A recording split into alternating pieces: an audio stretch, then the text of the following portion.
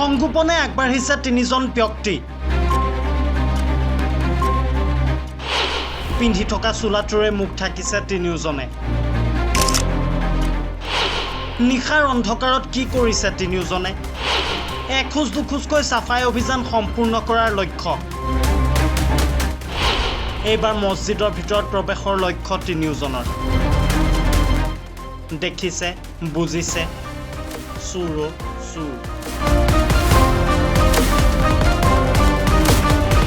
যোৰহাট নগৰ বৰ্তমান চোৰৰ ৰম্যভূমিলৈ পৰিণত হৈছে, কাৰণ এটাৰ পিছত আন এটা চুৰি ডকাইতি ঘটনাই যোৰহটীয়া ৰাইজক ভবাই তুলিছে। এইবাৰ চোৰৰ টাৰ্গেট হৈ পৰিল ধৰ্মীয় অনুষ্ঠান।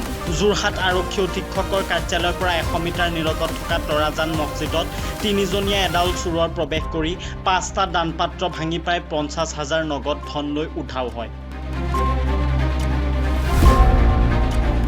5টা দানপাত্ৰৰ ভিতৰত 3টা মছজিদৰ আৰু 2টা মাদ্ৰাছাৰ দানপাত্ৰ আছিল।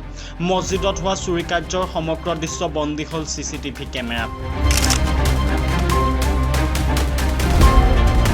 ইতিমধ্যে তৰাজান মছজিদ কৰ্তৃপক্ষই এই চুৰি ঘটনাৰ বিষয়ে আৰক্ষীক অৱগত কৰি CCTV ফুটেজ দাখিল কৰিছে। আৰক্ষী অধীক্ষকৰ কাৰ্যালয় নিলগত এনেধৰণৰ ঘটনা সংঘটিত হোৱাক লৈ এতিয়া অঞ্চলজুৰি তীব্ৰ চাঞ্চল্যৰ সৃষ্টি হোৱা পৰিলক্ষিত হৈছে। বিভিন্নজনে এতিয়া পেটতে হাত ভৰি লুকুৱা পৰিস্থিতিৰো সৃষ্টি হৈছে। এনেধৰণে কেনেদৰে বাৰু সম্ভৱ হ'ব? এই চোৰকেইটাক ধৰিবলৈ সক্ষম হ'বনে অসম আৰক্ষী তথা যোৰহাট আৰক্ষী, সেয়া সময়ত হ'ব লক্ষণীয়।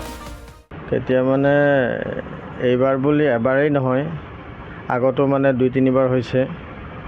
আৰু তাৰপিছত পৰহি তেনেকুৱা ঘটনা ৰাতিপুৱা আমি যেতিয়া নামাজ পঢ়িবলৈ যাওঁ, দেখা পাওঁ গ্ৰিলৰ মানে মেইন যিটো তালা লগাই যে, ইমান মজবুত গ্ৰিলখনে তালা লগাই সেইটো মানে ভাঙিছে। ভাঙি পেলাই ভিতৰত সোমাই বক্সবিলাক ভাঙিছে। তাৰ বক্সটো মানে একদম গড্ৰেজৰ নিচিনা বক্স আছে, মানে সৰু যদিও মজবুত, কিন্তু সেইবিলাকো ভাঙিছে। আৰু ভাঙি তাৰপিছত মানে আৰু লগতে অকল আমাৰ মছজিদৰে বক্স বুলি নহয়, মছজিদৰ 3টা বক্স আৰু 2টা বক্স হ'ল 2খন মাদ্ৰাছাৰ আছিলে। বাছকানি মাদ্ৰাছাৰ কাছা শিলচৰ, তেনেকৈ তাৰ ওচৰৰ আৰু এখন মাদ্ৰাছাৰ, গতিকে মুঠ মানে 5টা বক্স ভাঙিছে। আৰু এইটো বস্তু বহুত বেয়া লাগিছে, কাৰণ কিয় আজি কিন্তু মানুহৰ মানৱতাত নাইকিয়া হৈ গ'ল। আৰু আমাৰ প্ৰশাসনক বস্তুটো দিয়া হৈছে, আৰু আগে পিছত তেনেকুৱা হৈছে। আমাৰ ওচৰতেই যেনে SP অফিচ আছে বা প্ৰশাসন আমাৰ থানা আছে, গতিকে সদৰ থানা, গতিকে ইয়াত এনেকুৱা এটা কাণ্ড এটা হ'লে মানে দেখাটো শুনাটো বহুতেই বেয়া লাগে। আৰু তথাপি দিয়া হৈছে, গতিকে আমাৰ আশা আছে যে মানে তেওঁলোকে এইটো সিদ্ধান্ত লৈ সুব্যৱস্থা কৰিব। কাৰণ নহ'লে আজি যে অনুষ্ঠানবিলাকত যেতিয়া নেকি ধৰ্ম অনুষ্ঠানবিলাকত মছজিদ মন্দিৰত যদি এনেকুৱা হ'বলৈ ধৰিছে, তেনেহ'লে মানুহৰ মাজত যিটো মানে চোৰ ডকাইতি কেছ, মানুহ মাৰ্ডাৰ কেছ, এইটো মানে সিহঁতৰ কাৰণে মানে একো ইজি, এটা মানে একো কোনো কামেই মানে কোনো ডাঙৰ কোনো বিষয়বোধ নহয়, তেনেকুৱা হৈ পৰিছে কথাটো। গতিকে CC কেমেৰা এইবাৰ লগোৱা হৈছে, CC কেমেৰাও আছিলে। CC কেমেৰাত উঠিছে কোনোবা মানে চাৰ্টটো ওপৰলৈ আনি পেলাই মূৰত লৈছে, আৰু মছজিদত যে আমি অজু কৰি যে হাত মুখ মুছে গামোচা, সেই গামোচাৰে মানে মুখখন ঢাকি লৈছে, তেনেকুৱা কৰিছে।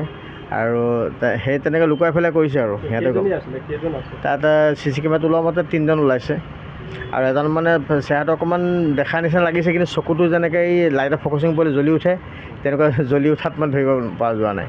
কিন্তু কাপোৰ কানি যিখিনি পিন্ধি আছে, মই এটা মানে ক'বলৈ বিচাৰোঁ, এই যে কাপোৰ কানি যে পিন্ধি আছে, আজি এই নিউজ লাইভৰ জৰিয়াই হওক বা প্ৰশাসনৰ জৰিয়াই হওক, এইটো সিদ্ধান্ত যদি লোৱা হয় মানে ইয়াৰ বিষয় লৈ, যে এনেকুৱা কাপোৰটো ধৰি লওক মোৰ ঘৰৰ ওচৰত যদি কোনোবা এটা পিন্ধি থাকে বা কোনোবাই মোৰ লগৰ বন্ধুৱে কোনোবাই পিন্ধে, মই নিশ্চয় গম পাম। আৰু নিউজত যোৱাৰ পিছত সেই বস্তুটো যদি অলপ অনুসন্ধান তেনেকুৱা হয়, মোৰ সম্ভৱ একেবাৰে সহজেই ওলাই পৰাটো। আৰু যদি প্ৰশাসনে অকণমান জোৰ দিয়ে, একেবাৰেই সহজ এই বস্তুটো। আৰু এইটো বস্তুটো সমাধান নহ'লে কিন্তু আমাৰ দেশখনত দিনে দিনে অশান্তি বা এনেকুৱা চুৰি ডকাইতি কেছৰ কাৰণে বেছি বাঢ়ি গৈ থাকিব, আৰু যথেষ্ট বেয়ালৈ গৈ আছে আৰু গৈ যাব। গতিকে যাতে ইয়াৰ যদি কিবা এটা সমাধান সুব্যৱস্থা ওলায়, সেইটোৱে আমি কামনা কৰোঁ। Bureau report, reporter any.